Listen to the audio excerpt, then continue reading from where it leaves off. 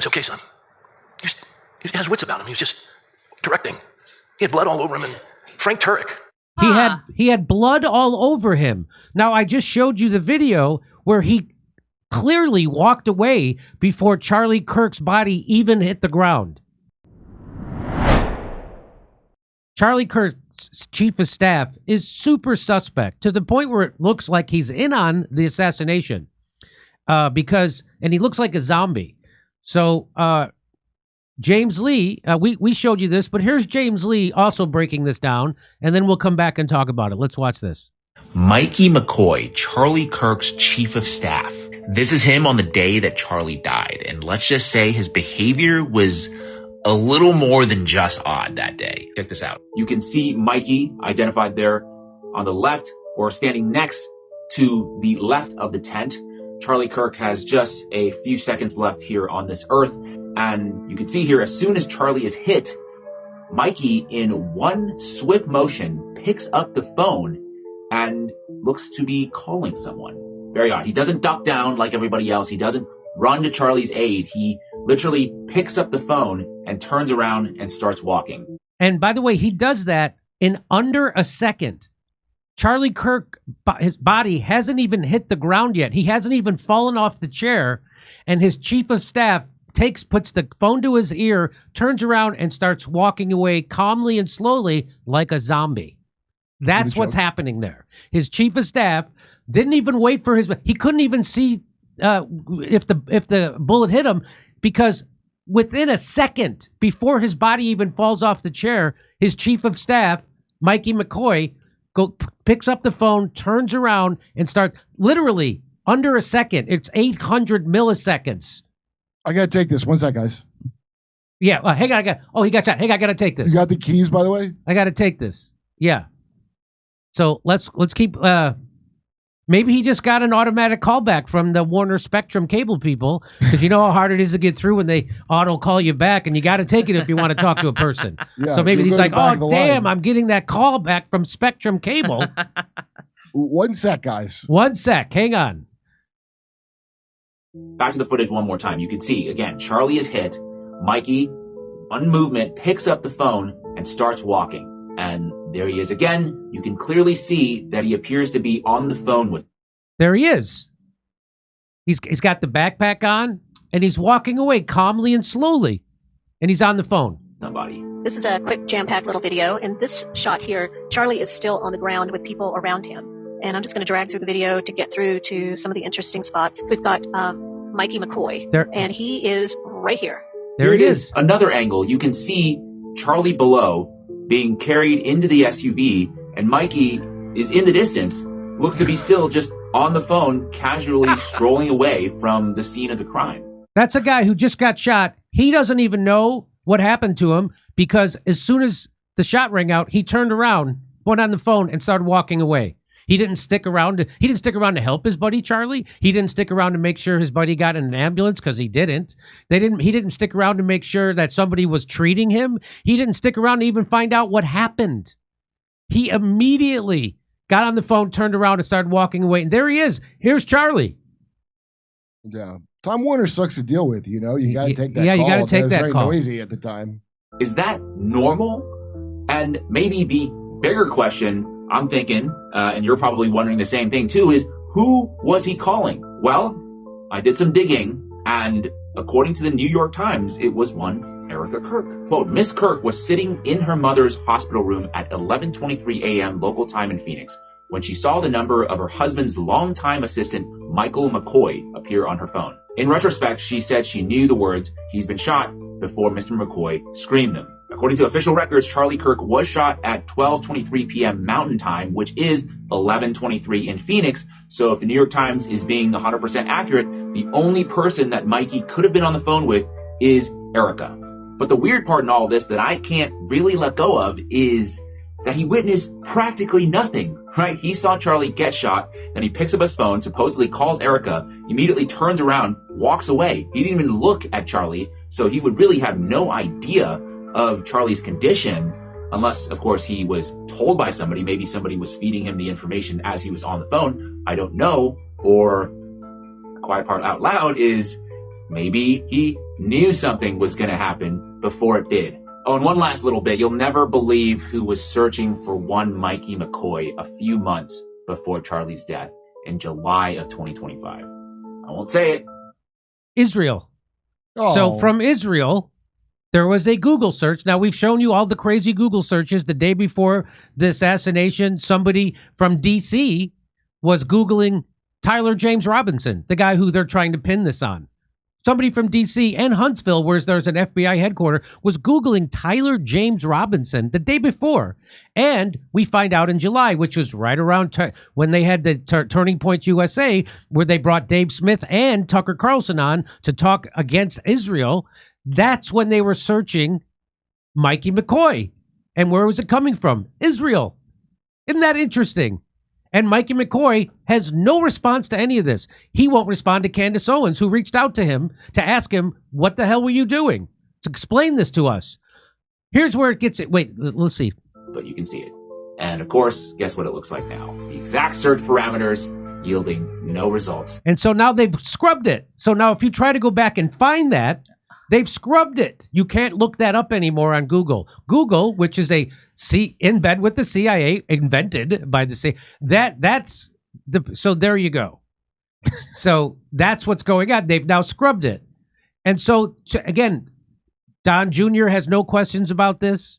Kash Patel doesn't have any questions about this. Megyn Kelly doesn't have any questions about it. Nobody. They just accept the establishment story, which is a lie. And here's something that's actually really weird about. And by the way, him being on the phone, Kurt, who doesn't have a best friend who spends too much time on the phone? Am I right? I mean, he's got important stuff to do. Calling Erica Kirk while her husband is simultaneously gunned down, that's perfectly natural for him to do. He probably thought the gunshot was just some stupid liberal asking a question that backfired. Maybe that's what he thought. Well, that's what they want us to think. So here is Mikey McCoy's dad, who's a pastor. He's a pastor, and he couldn't help it, but a couple of days, 4 days after the assassination, he said this. Listen to this. He's talking about his son, Mike McCoy, who's the chief of staff to Charlie Kirk, who, with under a second of him being shot, put a phone to his ear, turned around, and walked away. This is what he says about his son. I'm looking at my son who's 24 years old. Justin's the CFO, chief financial officer, and Mikey's the chief of staff. And I'm watching. The minute Charlie was shot, he called me, says, Dad, Charlie's been shot in the neck. Please call. So he says he's watching. So he's watching. And as soon as the shot happened, his son got him on the phone. Now, according to the New York Times, Mike McCoy was on the phone with Erica Kirk, not his father. So maybe now they're listed as Erica. So now they're contradicting themselves, right? And it gets even worse. Watch this. Every pastor and pray. It's okay, son. He has wits about him. He was just directing. He had blood all over him. And Frank Turek. He had blood all over him. Now, I just showed you the video where he clearly walked away before Charlie Kirk's body even hit the ground. In a clean white shirt. In a clean white shirt, turned away and walked away like a zombie and didn't stop walking away. He didn't have any blood on him. He didn't even know what happened. Of course, he did know what happened. It seems like he knows what happened. How could he know what happened? Because before Charlie even hit the ground, he was gone. He had left. He had no blood on him. Here's his father saying he had blood all over him. He didn't have any blood on him at all. Did he have blood on him from another shooting from later that day? Because it wasn't blood from the Charlie Kirk event. Yeah. So within seconds of his best pal, his best friend being shot, Mikey McCoy called up his dad to tell him to tell everyone to pray. Yeah, that's what I do when I'm scared, Kurt. I call other people and tell them to pray. He didn't immediately call 911 or even forget the call and pray for Charlie himself. If he thinks praying helps. I mean, you're right there, Mikey. Can't you pray? It was too loud. I had to get away and ask my dad to pray because I wasn't getting good reception on my prayers. It's kind of weird that Mikey McCoy's dad, the pastor, says he was on the phone with him and not Erica, even though the phone records would show it was Erica, and that Mikey was covered in blood. But he couldn't have been covered in blood because he walked away before Charlie even hit the ground. That's very suspect. And if you want to see it again, here's Ian Carroll's doing a bet. He's got a better view of this. So let me show you. Right hand guy, and he was at Charlie's right hand all day long. Gang violence. Great.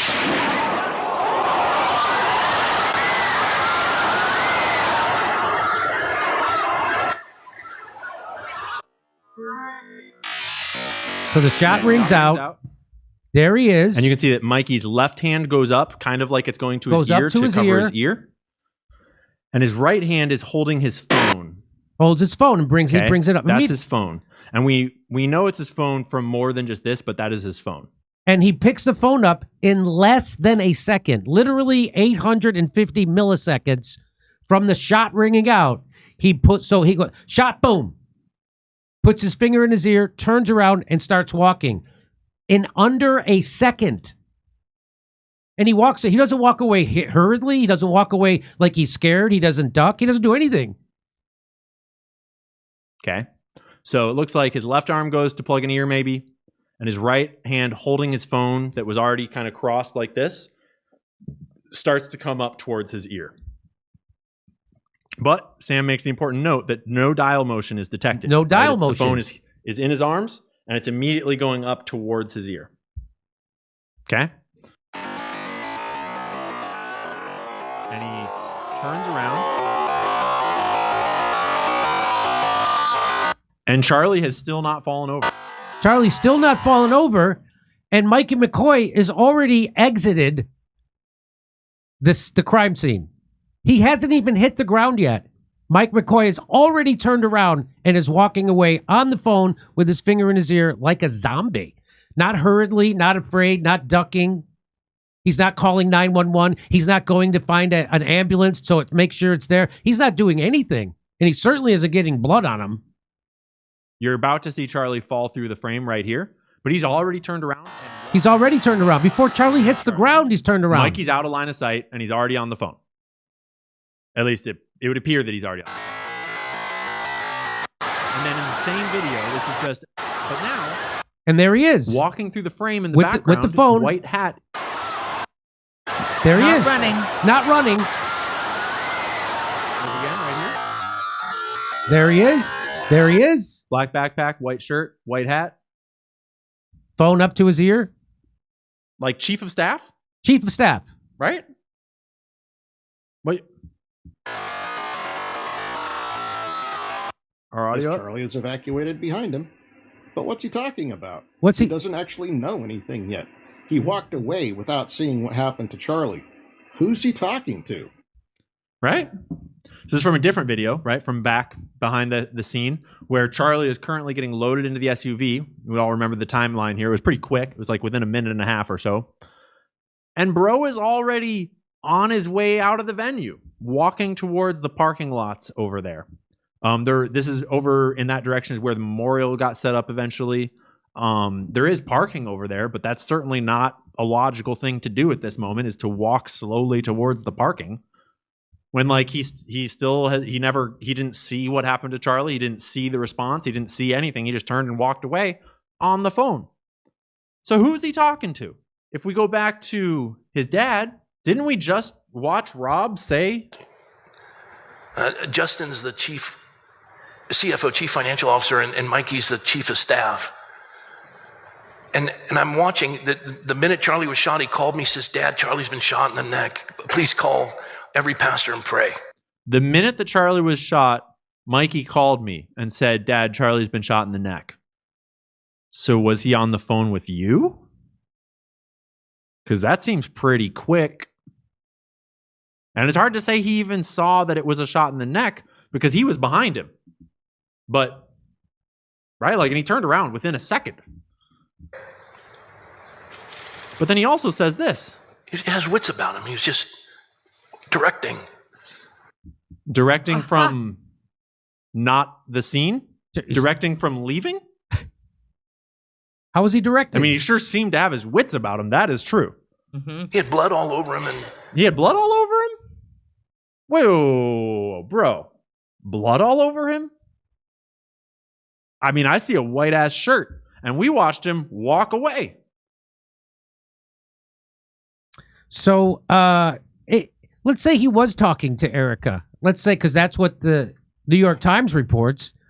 Hey, Erica. Yeah, it's Mikey. Yeah, they shot Charlie. Wait, let me find a less noisy place to talk to you. Hang on. I gotta find a place. It's too loud over here. Everybody's trying to stop the bleeding. Do you hear me now? What a pal this Mikey McCoy turned out to be. What a pal. He's just directing. Well, he's no good at fight coordination or stunts. That's pretty obvious. I'll tell you that. Well, he was a pal. He immediately is notifying Charlie's wife before it happens. Before it happened. Let me see what this slide is. Back to the video. Oh, okay. So that's another video. Oh, wait, there is a little bit more. Someone went to Barron's live stream and said, hey, would you look up Mikey McCoy stuff and see if anyone's been searching Mikey McCoy? So did anybody do a Google search for Mikey McCoy? Well, as James Lee reported, here it comes. And lo and behold, there's a Google trend showing that on the 14th of July, someone in Israel searched for Mikey McCoy. And that was right around the time that the TP, Talking Points USA, was having their convention in Florida, where Charlie Kirk brought Dave Smith on and Tucker Carlson. And immediately, someone from Israel starts Googling Mikey McCoy. That's interesting. That's interesting. But then, on August 15th, Mikey McCoy was searched in the Cayman Islands. What? Which is weird. Yeah. And then, on September 6th, 4 days before the assassination, someone in Israel searched Mikey McCoy's home address. Home address. Verbatim. Like street, like house number, street name, complete. Very specific search in Israel. All that is very weird.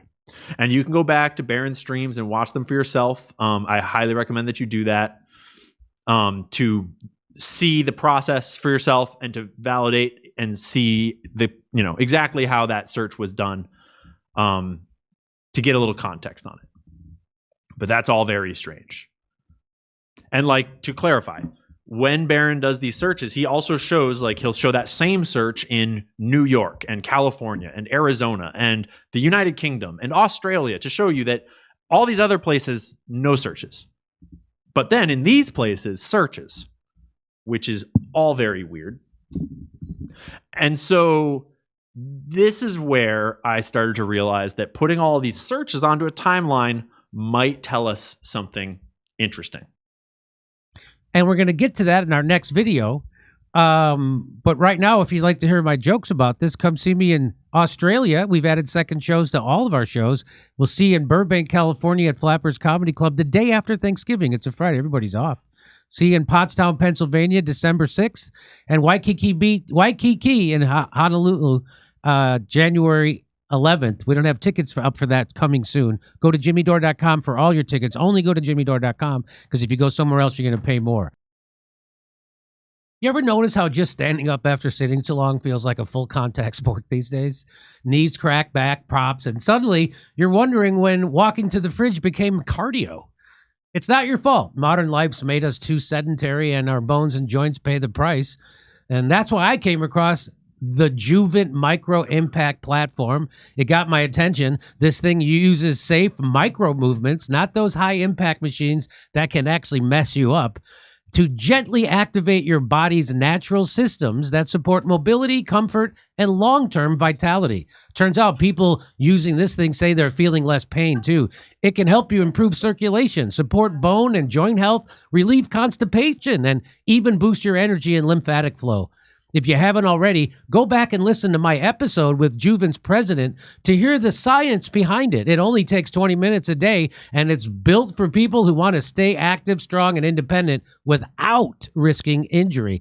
So here's the deal. Head over to juvent.com/Dore. That's JUVENT.com/DORE and use the code DORE for $300 off.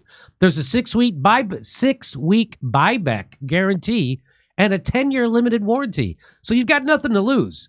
except your pain and stiffness. Try it today. Your future self will thank you. Come see us in Australia. Second show's added in Melbourne, Sydney, and Brisbane. We'll see you in Burbank, California, the day after Thanksgiving. It's a Friday. And then Pottstown, Pennsylvania, December 6th. Plus, January 11th, we're going to be in Waikiki at the Blue Note. Tickets not available yet for them, but go to jimmydore.com for a link for all